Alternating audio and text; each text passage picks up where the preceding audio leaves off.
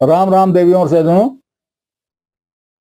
हम लोग 30वीं रामायणी पर चर्चा कर रहे थे। चौपाइयों पर चर्चा हो चुकी थी। अब साखी को लेते हैं। साखी है, यह विचार विचारते गए बुद्धि बल चेत,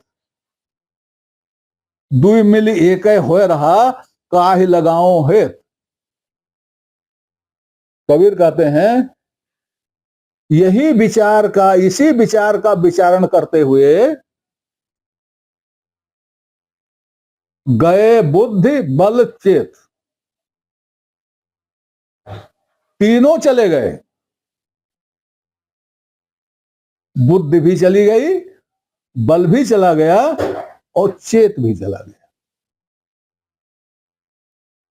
बुद्धि आप समझ रहे हैं चली गई, बल चला गया। बल कैसे गया? बचपन से जवानी आई, जवानी से प्रौढ़ता आई, प्रौढ़ता से बुढ़ापा आया, बुढ़ापा से बल जाता रहा। और चेत भी चला गया। बुद्धि चली गई, बल चला गया, चेत भी चला गया, चेतना भी चली गई। किसकी? उसकी जिसकी बात इंद्र भी नहीं जानते हैं, और उसकी जिसकी बातों पर आपने विश्वास कर लिया। और आप दोनों की चली गई।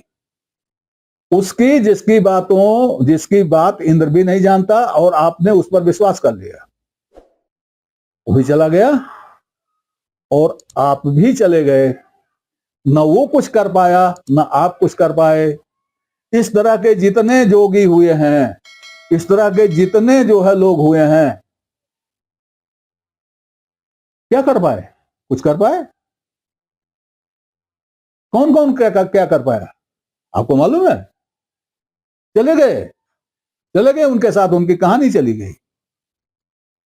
आप उनको मन में बसाए रहे, आपका बुद्ध बलचेत जाता रहा, क्योंकि आप भी कुछ नहीं कर पा रहे।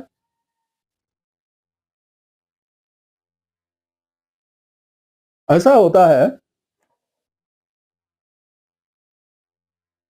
किसी झूठी चीज को आप 100 बार कहते हैं तो आपको भी वो सही लगने लगती है। आप जानते, आपने शुरुआत किया तो जान रहे थे मैं झूठ कह रहा हूं। पहली बार बोला, अंदर से सोचा झूठ कह रहा हूं। दूसरी बार बोला, फिर कहा झूठ तो कह रहा हूं। तीसरी बार बोला तो यार 2 बार तो कह चुका हूं, कोई जान पाया क्या? चौथी बार बोला, 5वीं बार बोला। 100 तक आते आते आपको स्वयं लगने लगेगा कि जो मैं कह रहा हूं ये सही कह रहा हूं। यही है गोएबल्स का सिद्धांत, जो बड़े जोर शोर से प्रसारित हो रहा है, लेकिन ये सिद्धांत बहुत पहले का है, बहुत पहले का है। कबीर साहब ने ही किसी पद में कहा, तेरा झूठा ऐसा मीठा लागा, तास्ते सांचे से मन भागा। तेरा झूठ इतना अच्छा लगा कि सच्चाई से मन भाग गया। आप जान रहे हो कि झूठ है, लेकिन मीठा लग रहा है, तो झूठ का सेवन कर रहे हो, सच्चाई की ओर जाओगे ही नहीं। तो इसमें देखिए कि यह विचार विचारते गए बुद्धि बल चेत। अब कबीर कह रहे हैं, अपना अपना दुख व्यक्त कर रहे हैं। दुई मिल एक हो रहा, दोनों मिलके एक हो गए। कौन? वो जिसकी बात इंद्र नहीं जानते, और एक वो जिन्होंने उस पर विश्वास कर लिया। ये 2 वर्ग हो गए, दोनों वर्ग एक हो गए, दोनों वर्ग एक हो गए। कबीर कहने मैं काहे लगाऊं हेत। अब मैं किससे प्रेम करूं? हेत माने प्रेम होता है, हेत माने मतलब उत्तरदायित्व तो डालना भी होता है। तो कबीर कह रहे हैं मैं किसको इसके लिए उत्तरदायी समझूं? दोनों तो मिल गए हैं। या मैं किससे प्रेम करूं, इनसे कि इनसे? और दोनों मिल गए हैं। कबीर ने कहा, बड़ा दुखी होके कहा, सांच कहूं तो मारन धाम है। कि मारन धाम वाले कौन है? एक वो और एक हम लोग, जो उन्हीं की ओर हो गए हैं। तो दुई मिल एक हो रहा, काहे लगाओ हेत, यह विचार विचारते गए बुद्धिबल से।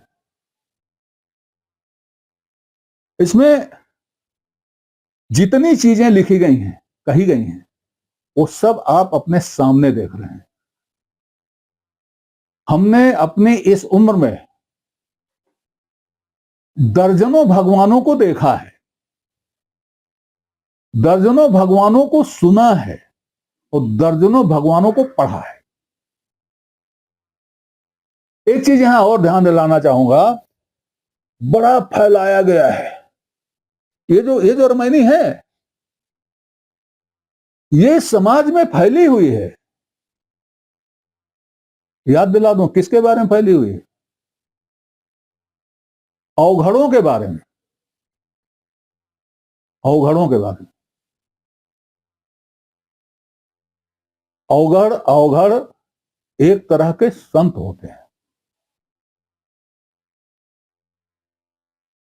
और उसमें कुछ संत बड़े प्रसिद्ध हैं, बड़े प्रसिद्ध हैं, और उनको भी अवघड़ नाम से ही जाना जाता है।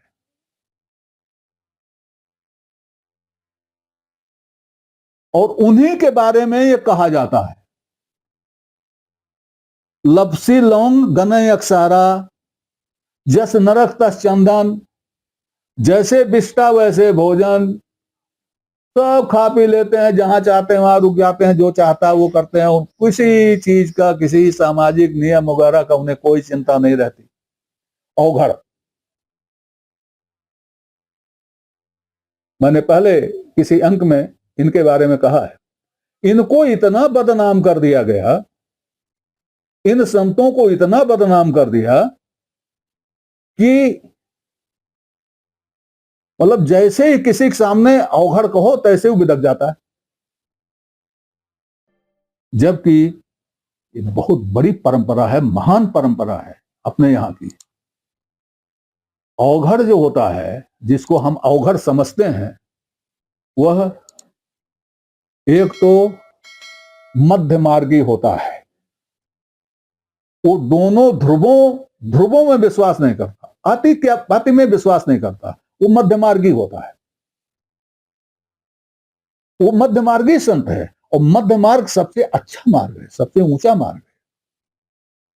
लेकिन ऐसे वालों को लोगों ने इस कैटेगरी में डाल दिया, ये सब कह करके, बना करके, बना करके, बना करके, और इसका सहारा लेकर कुछ लोग अवघड़ बन भी जाते हैं। वो झोले में हड्डियां टांगे घूमते हैं, दूर से बाहर से दिखाई दे कि हड्डी टांगे घूम रहा है। अब किसी ने पूछा बाबा, तो पता चल गया ये अवघड़ है, इनको इन सब में कोई फर्क नहीं लगता।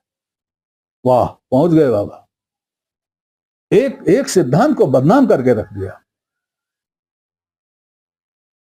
जो अवघड़ जो होते थे मध्यमार्गी, वो गंगा के भक्त होते थे, वो गंगा के भक्त होते थे। खैर ये लंबी बात है। ऐसे ऐसे ऐसे ऐसी पवित्र संत शाखा को लोगों ने इस तरह से घृणा का पात्र बना दिया।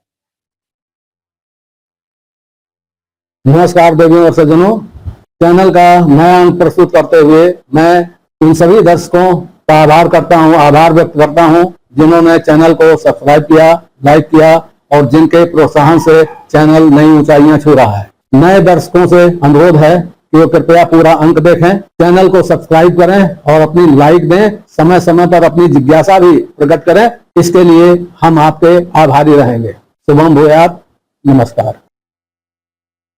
तो इस रामायणी में मैं समझता हूं कि हर चीज क्लियर हो गई है, जितना कर सकता था। अब हम लोग चलते हैं 31वीं रामायणी की ओर। 31वीं रामायणी बड़े ध्यान से सुनिएगा और विचारिएगा। हमारे विद्वानों ने कबीर के साथ कितना अन्याय किया है, उसका ये रामायणी एक सबूत है। विशेष करके आप ध्यान दीजिएगा, कबीर की एक पत्नी बताई गई, उनको घरबारी बताया गया, फिर कबीर की एक पत्नी बताई गई, फिर कबीर की दो पत्नियां बताई गई, और दोनों में से एक कुजात कुलछनी बताई गई, दूसरी को वेश्या बता दिया गया, और कबीर के एक पुत्र और कमाली नाम की पुत्री भी बता दिया, कमाल नाम का पुत्र भी बता दिया। अब जड़ देखिए, जड़ इन सारी पत्नियों की जड़ है इस रामायणी में, और ऐसे सारे विद्वानों की कलई है इस रामायणी में जो खुलेगी। कबीर कह रहे हैं, चली जात देखी एक नारी, तर गागर ऊपर परिहारी। एक बात बताना भूल रहा हूं, ये जो श्रृंखला है जो आप अभी हमसे सुन रहे हैं, यह यूट्यूब के महात्मा कबीर का सच नामक चैनल पर चल रही है। इस समय इसका 241वां अंक चल रहा है। इसके एक ही दो अंक पहले यह रामायणी बीजक व्याख्या के क्रम में, बीजक रामायणी व्याख्या के क्रम में आई है, और उसकी व्याख्या इस समय आप चैनल को सब्सक्राइब करके देख सकते हैं। अंक 241 चल रहा है, शायद ये 239 238 में कहीं है। ये यही रामायणी, कोई अंतर नहीं है, यही रामायणी उसमें आप है, आप उसको सुन सकते हैं। यहां फिर से मैं कह रहा हूं, हो सकता है कोई चीज बढ़ जाए, कोई चीज घट जाए, लेकिन आप अगर चैनल को सब्सक्राइब कर लेंगे तो आप जो है सारी रामायणियां जो बीजेक की हो गई हैं उनको जान लेंगे, और कबीर का जीवन, उनका व्यक्तित्व, कृतित्व सब जान लेंगे। हर चीज कबीर के बारे में आपको एकदम से स्पष्ट होती चलेगी। तो चलते हैं। चली जात देखी एक नारी, तर गागर ऊपर पनिहारी। चली जात वह बाटा ही बाटा, सोवनहार के ऊपर खाटा। जाड़न मरे सफेदी सौरी, खसम न चीन्हे घरन भई बहुरी। साझ सकार दिया लय बारे, खसम छोड़ सुमिरे लगवारे। वाही के संग नित निस दिन राची, पियसे बात कहे ना साची। सोवत छाड़ी चली पीऊ अपना, ई दुख अब दहु कहूं कहु कह जना। अपनी जांग उघार के अपनी कही न जाए, कि चित जाने अपना कि मेरो जन गाए। इसमें एक नारी का वर्णन है,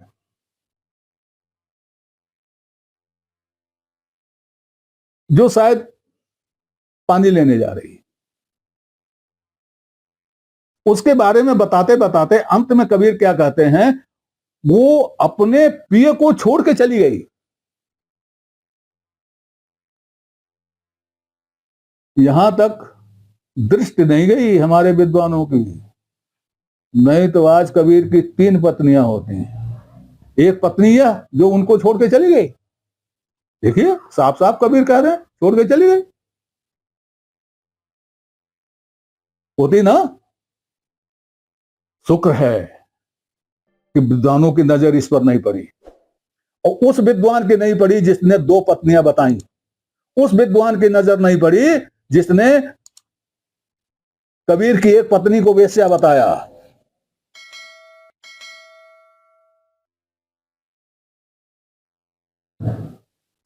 आप समझ रहे हैं कि मैं क्या कह रहा हूं।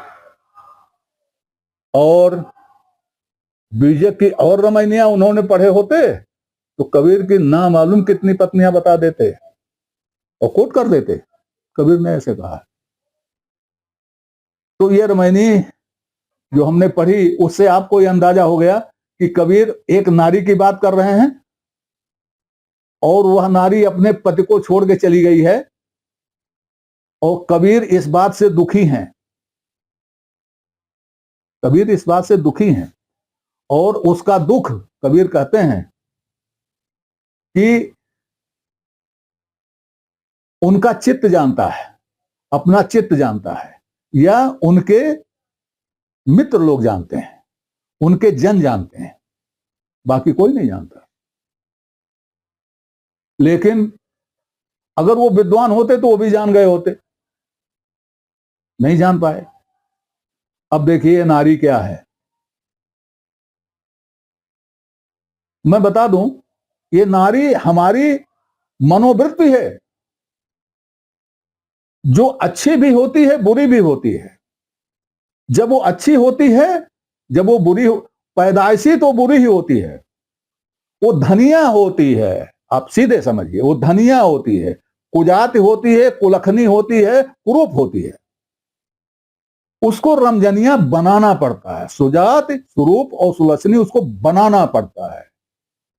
कबीर ने अपनी इसी पहली वाली पत्नी को रमजनिया बना लिया था, जिसको विद्वान समझ नहीं पाए। कबीर की 2 पत्नियां कर दिया, एक को छोड़ दिया, दूसरी को रख लिया। पढ़ा नहीं ठीक से और समझा नहीं ठीक से। और पढ़े समझे क्यों? उन्हें तो जनता में चमत्कार दिखाना था, खोज लाए कबीर के बारे में, ये खोज लाए, रिसर्च करना था उन्हें, पीएचडी लेना रहा होगा, कुछ करना रहा होगा। तो इस पर चर्चा अगले अंक में होगी। तब तक के लिए नमस्कार। आपसे निवेदन है कि श्रृंखला को अपनी लाइक दें, इसको सब्सक्राइब करें और कमेंट बॉक्स में जाकर अपनी टिप्पणी प्रस्तुत करें, अपनी जिज्ञासा व्यक्त करें, अपने प्रश्न पूछें। यथा समय आपकी जिज्ञासाओं और प्रश्नों का समाधान करने का प्रयास किया जाए। धन्यवाद।